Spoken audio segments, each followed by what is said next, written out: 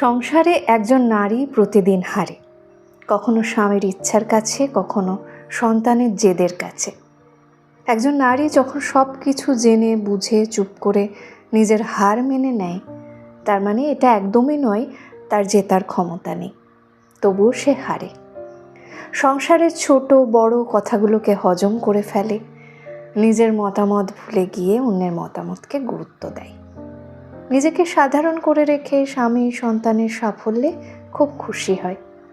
সংসারে অন্যকে দোষী প্রমাণ না করে দিন শেষে নিজেকে বোঝায় সব ঠিক আছে, কারণ সে নিজের থেকে বেশি সম্পর্কগুলোকে ভালোবাসে। সে জানে আত্মসম্মান খুব দামি, তবুও সে সম্পর্কগুলোকে তার থেকেও দামি করে তোলে। তার কাছে এই সম্পর্কগুলো একটা অভ্যেসের মতন, যেগুলো ছাড়া সে চলতে পারবে না।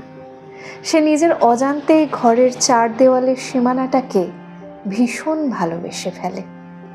এ মায়া বোঝার ক্ষমতা একজন নারী ছাড়া অন্য কারোর কাছে নেই। তাই নারী প্রতিদিন নিজে হেরে জিতিয়ে যায় সম্পর্কগুলোকে।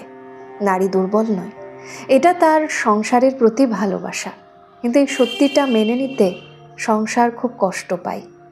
খুব সহজে নারীর এই ভালোবাসার নাম দিয়ে ফেলে অক্ষমতা। কলমে সৌমিদে, কণ্ঠে পারমিতা।